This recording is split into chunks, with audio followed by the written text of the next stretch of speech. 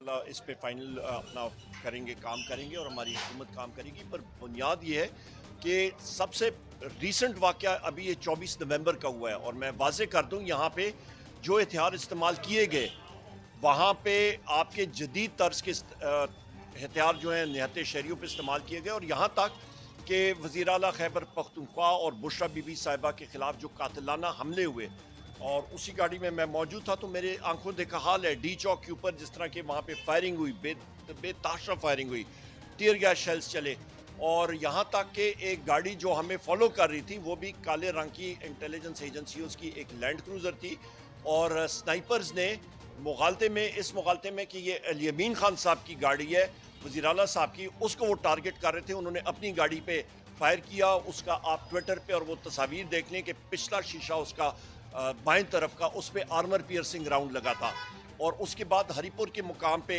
Rangers तैनात थी। अगले दिन जब हमने पूछा चीफ सेक्रेटरी केपी से और आईजी केपी से, तो उनके पास उस सवाल का कोई जवाब नहीं था और उन्होंने कहा कि जनाब ये बग़ैर इजाज़त यहाँ पे आए हुए हैं। यहाँ पे मैं आपको ये बताऊँ कि हरिपुर की हदूद के अंदर से मेरी 2 गाड़ियाँ और 4 स्टाफ के मेंबरान को अगवा किया गया।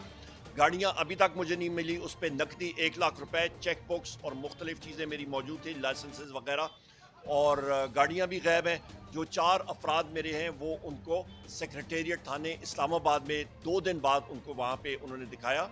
मैंने एफआईआर दर्ज करने की जो दरख्वास्त है वो डीपीओ हरिपुर को दी है, पर यहाँ पे जो आईजी हैं केपी के, क्योंकि ये वफाक के नीचे लगते हैं, तो इनकी टांगें कांप रही हैं वो एफआईआर रजिस्टर करने में, क्योंकि वहाँ पे मैंने उस पे नॉमिनेट किया है आईजी इस्लामाबाद को, डीआईजी इस्लामाबाद को और एसएचओ और एसपी को।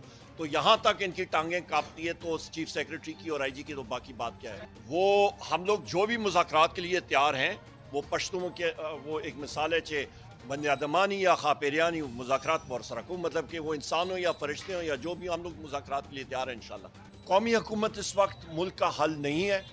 इसमें वाज़ेह होना चाहिए कि मुल्क में अदल और इंसाफ और कानून की बालादस्ती होगी तो मुल्क आगे चलेगा। फाइनेंस कमेटी की मीटिंग थी, वहाँ पे मैंने औरंगजेब खान वज़ीर ख़जाना को ये बात बावर कराई कि जो उनके टारगेट्स थे 17 सितंबर को जो हमारी मीटिंग हुई थी स्टैंडिंग कमेटी की, उनको मैंने बताया था कि आईएमएफ के साथ जो जिस अजम्पशंस पे ये नेगोशिएशंस के लिए जा रहे हैं और फिगर्स हैं वो गलत हैं, वो नहीं पूरे होंगे। और वही बात हुई, आपका रेवेन्यू शॉर्टफॉल है, आपका करंट अकाउंट डेफिसिट, आपका जो है वो मसनूई तौर पे उन्होंने उसको बेहतर किया हुआ है। स्टॉक मार्केट जो है वो नैरो बेस पे चल रही है, उस पर कोई नई इनिशियल पब्लिक ऑफरिंग्स नहीं आ रही हैं और ये एक बबल इन्होंने बनाया हुआ है। और उसमें सबसे अहम चीज़ ये है कि लार्ज स्केल मैन्युफैक्चरिंग वो इस वक्त बिल्कुल डेड है। जब तक लार्ज स्केल मैन्युफैक्चरिंग में खातिर खा इजाफा नहीं आता, उसके बाद उसके अलावा मुल्क में आपका जो मईशत का पहिया है वो चल ही नहीं सकता। मईशत इस वक्त टोटली जैम्ड है, यहाँ पे कोई इन्वेस्टमेंट नहीं आ रही, यहाँ पे आइन और कानून की बालादस्ती नहीं है, सिर्फ डंडे का राज है और फैशिज्म है। इस तरह हुकूमत नहीं चलती। इस पे फाइनल अपना करेंगे, काम करेंगे और हमारी हुकूमत काम करेगी। पर बुनियाद ये है कि सबसे रीसेंट वाक़या अभी ये 24 नवंबर का हुआ है और मैं वाज़ेह कर दूं, यहाँ पे जो हथियार इस्तेमाल किए गए, वहाँ पे आपके जदीद तर्ज के हथियार जो हैं निहत्ते शहरियों पे इस्तेमाल किए गए और यहाँ तक कि वज़ीर आला खैबर पख्तूनख्वा और बुशरा बीबी साहिबा के ख़िलाफ़ जो कातिलाना हमले हुए और उसी गाड़ी में मैं मौजूद था, तो मेरे आंखों देखा हाल है डी चौक के ऊपर जिस तरह के वहाँ पे फायरिंग हुई, बेताशा फायरिंग हुई, टीयर गैस शेल्स चले और यहाँ तक कि एक गाड़ी जो हमें फॉलो कर रही थी वो भी काले रंग की इंटेलिजेंस एजेंसी उसकी एक लैंड क्रूज़र थी और स्नाइपर्स ने इस मुगालते में कि ये अल-यमीन खान साहब की गाड़ी है, वज़ीर आला साहब की, उसको वो टारगेट कर रहे थे। उन्होंने अपनी गाड़ी पे फायर किया। उसका आप ट्विटर पे और वो तस्वीर देख लें कि पिछला शीशा उसका बाएं तरफ का, उस पे आर्मर पियर्सिंग राउंड लगा था और उसके बाद हरिपुर के मुकाम पे रेंजर्स तैनात थी। अगले दिन जब हमने पूछा चीफ सेक्रेटरी केपी से और आईजी केपी से, तो उनके पास उस सवाल का कोई जवाब नहीं था और उन्होंने कहा कि जनाब ये बग़ैर इजाज़त यहाँ पे आए हुए हैं। हरिपुर में दिए और जो हमारे डीपीओ हैं उनके पास मैंने वो दाखिल दायर किया और मखनियाल थाना बनता है। फैसल वापडा साहब किसको रिप्रेजेंट करते हैं? पहले ये बता देना किस पार्टी को रिप्रेजेंट करते हैं, पहले बता दें। हाँ वो क्लियर कर दें। और हमारा ज़्यादा वक्त पार्लियामेंट में गुजरना चाहिए और पार्लिमानी और कानून साजी में हमारी मसरूफियत रहनी चाहिए, लेकिन इस जाली हुकूमत ने, इस खोखली हुकूमत ने, बेसाखियों पे चलती हुई हुकूमत ने हमारे ख़िलाफ़ इतने केसेस दायर कर दिए हैं, बेबुनियाद केसेस, और ये सारे सियासी केस हैं जिसमें कि हमें मसरूफ़ रखा गया है कि हम अदालतों के चक्कर लगाएं। कोई बात नहीं।